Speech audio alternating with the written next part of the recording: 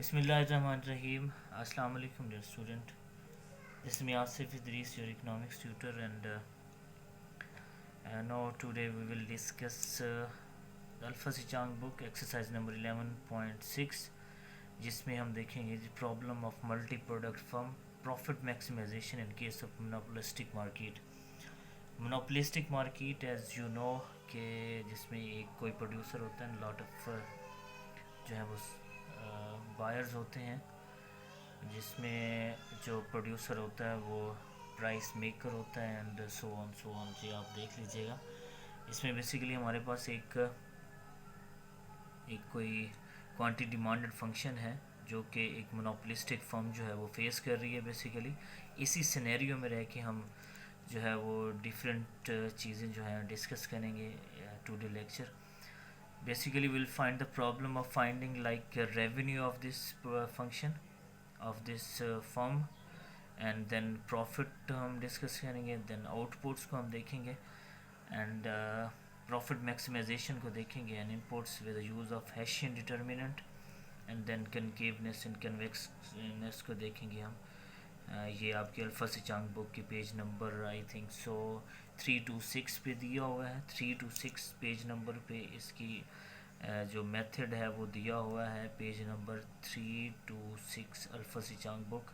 ठीक है जी, ये आप लोग वहाँ पे इसकी कनकेवनेस या कन्वेक्सनेस का जो एक फार्मूला दिया हुआ है, जिस तरह हम पहले डिस्कस करते आए हैं कि हेशियन डिटर्मिनेंट जो है वो ग्रेटर देन लेस देन फलां फलां होगा। तो इसमें बेसिकली हम साइंस ऑफ डेफिनेटनेस के ज़रिए हम देखते हैं कि कौन सा कनकेवनेस है या कन्वेक्सनेस है। ठीक है, इसमें देखते हैं कि तमाम जो चीज़ें हैं, तमाम के जो बेसिकली माइनस में आ रही होती हैं अगर तमाम फाइंडिंग्स, तो बेसिकली वो क्या होता है कि कनकेव होता है, नहीं तो कन्वेक्स होता है अगर उसमें कोई माइनस प्लस में आ जाए तो उसके बाद हम unique absolute maximization of profit को भी डिस्कस करेंगे। खैर हम इसमें ये जो क्वांटिटी डिमांडेड फंक्शन दिया हुआ है इसको बेसिकली हम प्राइस में कन्वर्ट करेंगे first of all with the use of Cramer rule, और हम प्राइसेस का फंक्शन जब हमारे पास आ जाएगा तो भी हम उसको आउटपुट के साथ मल्टीप्लाई कर देंगे, जिससे हमारे पास रेवेन्यू फाइंड आउट होगा। ठीक है, ये चीज़ें आप लोगों ने पहले की हुई हैं। और फिर प्रॉफिट का फार्मूला जो रेवेन्यू से कॉस्ट जो कि हमें गिवन होगी हम उसमें से माइनस कर देंगे तो हमारे पास प्रॉफिट आ जाएगा। नेक्स्ट हम प्रॉफिट को जो है वो with the use of Hessian determinant हम देखेंगे कि ये मैक्सिमाइज्ड है या मिनिमाइज्ड है। ठीक है, तो हम इस प्रोसेस को स्टार्ट करते हैं जिसमें हम प्राइसेस फाइंड आउट करेंगे। बेसिकली प्राइसेस के फाइंड आउट, क्योंकि ये एक ऐसा मोनोपोलिस्टिक मार्केट होती है जिसमें बेसिकली जो प्राइसेस जो होती हैं टू प्रोडक्ट्स की वही जो वेरी हो रही होती हैं बेसिकली आउटपुट लेवल पे, और वो जो assumes to be identical with the sales level, basically no inventory accumulation होती है हमारी इस मोनोपोलिस्टिक मार्केट स्ट्रक्चर में। तो ये हमारे पास जो डिमांडेड है quantity demanded which monopolistic firm is facing, Cramer rule के ज़रिए हम इसकी प्राइसेस जो है फाइंड आउट करेंगे। Basically this is the method to find out the prices function. इसमें हम एक प्राइस को जो है वो प्लस या माइनस करने से दो इक्वेशंस में रिमूव कर देंगे, बाकी एक बचेगी। देखिए इसको प्लस करेंगे अगर तो ये Q1 प्लस Q2, ठीक है हम ये कर रहे हैं। 40 प्लस 15 55 हो गया। ये प्लस माइनस कट किया, जब इसको जब इसको प्लस करेंगे तो प्लस का एक है माइनस का 2 है, तो माइनस P1 एक हमारे पास बचा। ठीक है, चलें अब P1 के लिए हम इसको सॉल्व कर लेते हैं। सॉल्व फॉर P1, ठीक सही है। इसको हम इधर ही रहने देते हैं, इसको उधर लेके जाते हैं। Minus P1 Q1 plus Q2, ये इधर प्लस था तो उधर जाके माइनस हो गया, ये माइनस उधर इफेक्ट होगी तो ये इक्वेशंस को चेंज, इसके साइंस को चेंज कर देगी। तो बेसिकली ये हमारे पास रीअरेंज्ड P1 का फंक्शन आ गया। ठीक, देन P1 को हम पुट कर देंगे इस P2 के फंक्शन में, लाइक इक्वेशन 2 में। पहले हम इक्वेशन 2 में पुट करेंगे तो हम फॉर P2, ठीक है। P2 को फाइंड आउट करने के लिए हम P1 की वैल्यू जो है Q2 में पुट करेंगे। ये देखें 15, ये Q2 हमारे पास क्वेश्चन कोई 2 फंक्शन है, इसमें P1 की जगह पे ये P1 की वैल्यू फाइंड आउट कर देंगे, पुट कर देंगे। ये करने के बाद इसको सॉल्व आउट किया हमने, तो हमारे पास क्या आ गया, ये देखें, इसको सॉल्व आउट करते जा रहे हैं हम according to the rule of mathematics. ये आप इजीली कर लेंगे, ठीक है। चलें, ये P2 हमारे पास ये फाइंड आउट हो के आ गई। P1 जो थी हमारे पास वो थी 55 minus Q1 and minus Q2, ये हमारे पास वैल्यूज़ आ गई, ठीक। सिंपली अब इसको देखें, आप जब P1 को आप मल्टीप्लाई करेंगे Q के साथ, तो ये हमारे पास हमें फाइंड आउट बेसिकली रेवेन्यू करना है। रेवेन्यू फाइंड आउट करने के लिए P1 Q के साथ, Q1 के साथ और प्लस P2 Q2, ये हमें रेवेन्यू फाइंड आउट हो जाएगा, ठीक है। हम P1 जो है वो इसकी वैल्यू ये है 55 माइनस Q1 माइनस Q2, इसको मल्टीप्लाई कर देंगे Q1 के साथ, प्लस P2 की जगह P2 की वैल्यू लिख लेते हैं which is 70 minus Q1 minus 2Q2, ठीक। और ये Q2 के साथ इसको मल्टीप्लाई कर देंगे, तो ये हमारे पास रेवेन्यू आ जाएगा। देखें, ये इसको अंदर फाइन मल्टीप्लाई करते जाते हैं, 55 Q1 minus Q1 square and minus Q2 plus 70 Q2 minus Q2 and minus 2Q2 square, ठीक। इसको रीअरेंज कर लेते हैं, मीन ये Q1 दो बार है तो इसको एक बार लिख लेते हैं। Q1 जो है और कोई नहीं होने वाली, बेसिकली ये Q1 स्क्वायर और कोई Q1 नहीं है, तो 55 Q1 माइनस Q1 स्क्वायर, ये एक और एक मिलके ये हो गया माइनस के 2Q1 Q2 प्लस 70 Q2 और माइनस 2Q2 स्क्वायर, ठीक। ये हमारे पास आ गया जी रेवेन्यू, ठीक। अच्छा जी, अब हम क्या करने लगे हैं, बेसिकली तो हमने फाइंड आउट करना है, अब रेवेन्यू हमने फाइंड आउट कर लिया, हम अब प्रॉफिट की तरफ जाएंगे। प्रॉफिट का फार्मूला आई हैव ऑलरेडी जो है वो आप डिस्कस कर चुका हूँ, वो रेवेन्यू माइनस कास्ट होता है, and cost is given over this. Cost function है हमारे पास Q1 square plus Q1 Q2 plus Q2 square, ये जी हमारे पास कास्ट का फंक्शन है, ठीक। कास्ट का फंक्शन है, इसमें से हम R में से C को जब माइनस करेंगे तो हमारे पास प्रॉफिट फंक्शन आ जाएगा, ठीक। इसको मैं ज़रा लिख लेता हूँ, फिर आपको समझा लूँगा, वीडियो ज़रा छोटी बनेगी, मैं पास लेके लिख लेता हूँ, ठीक है। चलें जी, वेलकम बैक। ये मैंने लिख लिया, ये देखें प्रॉफिट को, ये प्रॉफिट फंक्शन है, इसमें से मैंने माइनस कास्ट को कर लिया, ये कास्ट है, जब बाहर माइनस है तो अंदर साइन चेंज हो जाएंगे बेसिकली। ये देखें, इसमें से जो मीन ये अब ये चीज़ें आप कर ही सकते हो, देखो 55, ठीक है, minus Q2 minus Q1 Q2 plus 70 Q2, इसी तरह माइनस 2Q2 स्क्वायर और माइनस यहाँ से शुरू हो जाता है। ये देखें Q1 स्क्वायर माइनस मल्टीप्लाई होगा तो माइनस हो जाएगा Q1 Q2, ठीक है। इस तरह ये माइनस Q स्क्वायर, अब इसको इकट्ठा किया तो 55 Q1 plus 70 Q square minus 3Q1 Q2, देखें एक ये दो ये खड़े हैं, एक ये हो गया तो 3 हो गया। इसी तरह माइनस 2 Q स्क्वायर, ये देखें एक बेसिकली ये एक ये खड़ा होगा और एक ये खड़ा होगा, 2 मिल गए। और इस तरह ये 3 1 और 2 ये खड़े हैं तो ये 3 मिल गए। तो ये बेसिकली हमारे पास क्या है, ये वाला प्रॉफिट फंक्शन, ठीक है जी। प्रॉफिट फंक्शन तक हम पहुंच गए, हमने दो चीज़ें फाइंड आउट कर ली, एक रेवेन्यू फाइंड आउट कर लिया हमने, ये देखें ये रेवेन्यू हमने फाइंड आउट कर लिया था और ये प्रॉफिट फाइंड आउट कर लिया।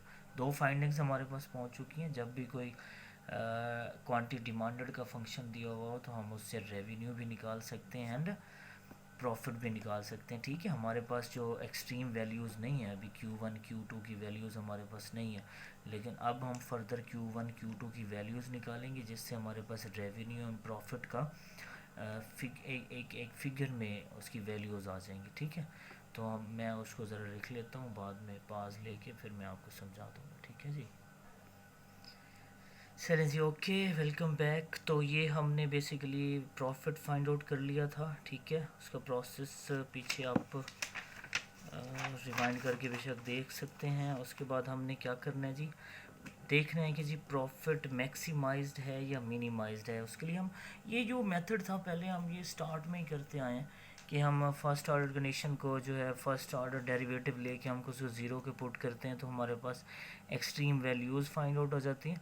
एक्सट्रीम वैल्यूज़ का हम देखें उसका, उसमें से वैल्यूज़ को हम जब इन तमाम फंक्शंस में पुट करेंगे लाइक P1 P2, उसके बाद हमारे पास रेवेन्यू का एक फ़ंक्शन था उसमें पुट करेंगे, और उसके बाद हमारे पास प्रॉफिट का एक फ़ंक्शन है उसमें Q1 Q2 पुट करेंगे, तो ये सारी वैल्यूज़ निकलती आएंगी। ठीक है, तो नेक्स्ट हमारा टारगेट है जी मैक्सिमम प्रॉफिट, जो कि हमने निकालना है। प्रॉफिट निकालने के बाद हमें ये भी मालूम करना है कि मैक्सिमाइज्ड है या मिनिमाइज्ड है।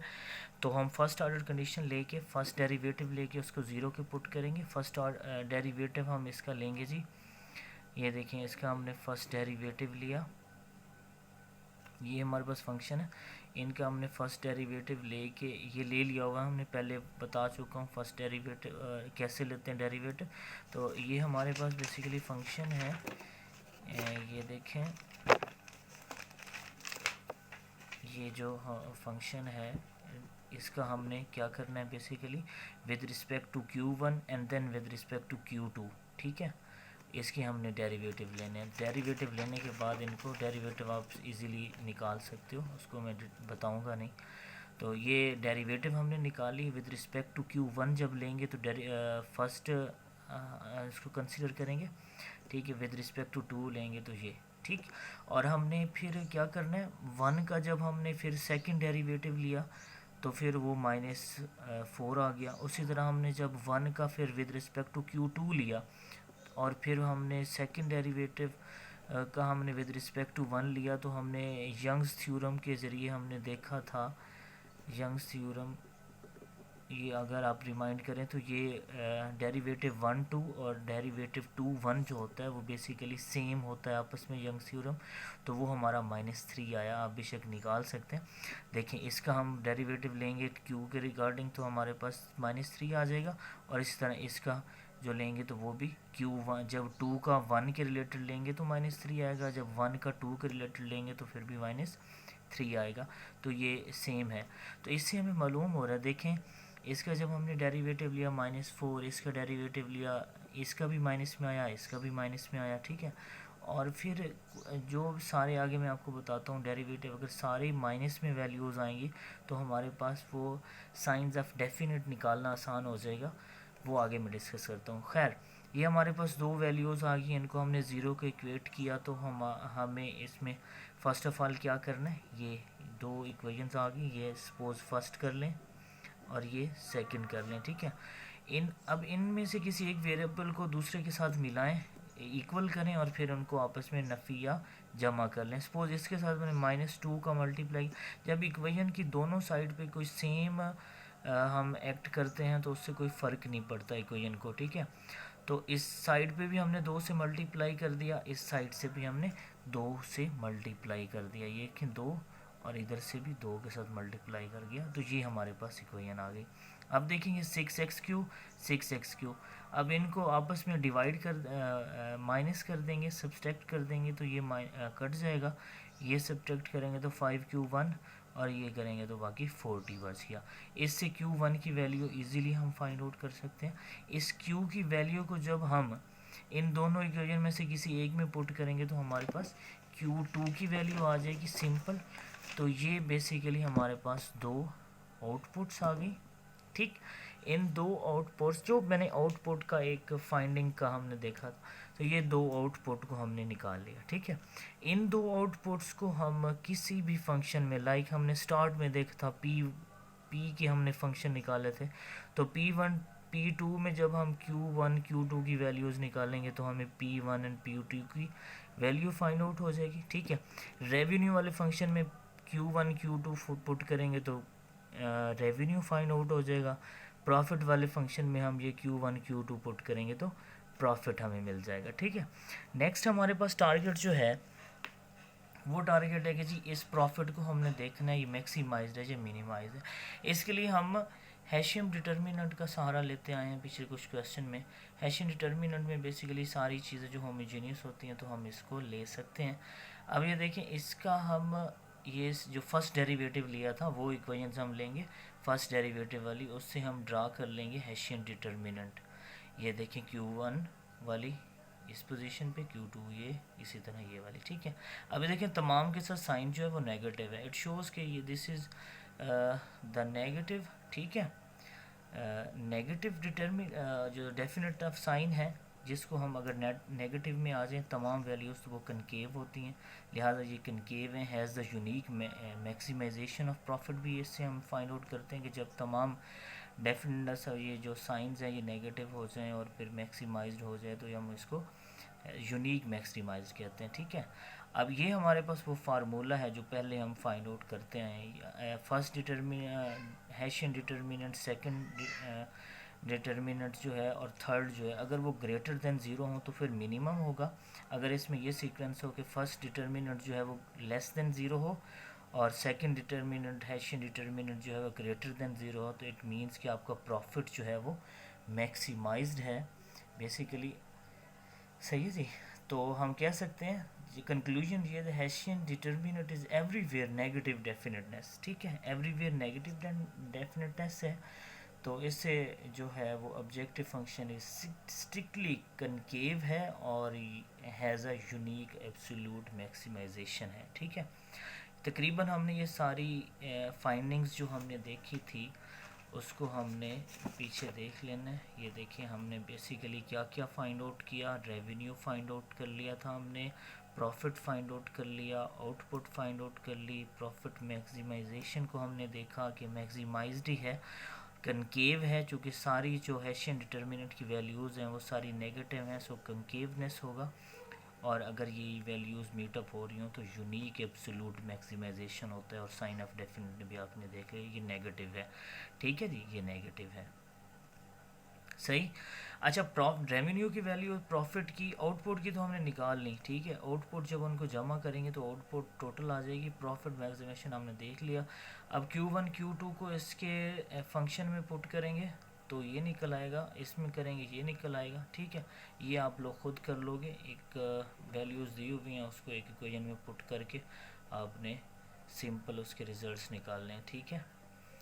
तो this was all about this question. मैं इसी एक्सरसाइज का जो सेकंड थर्ड क्वेश्चन है वो भी अभी आपको क्लिप बना के भेजता हूँ, आप इसे देखें। और जो एक्सरसाइज 11.6 का सेकंड क्वेश्चन है वो सेम इसी तरह है, आप उसको इसकी कंपेरेटिवली करके देखें तो बिल्कुल आपको समझ आ जाएगी, ठीक है जी। Thank you so much.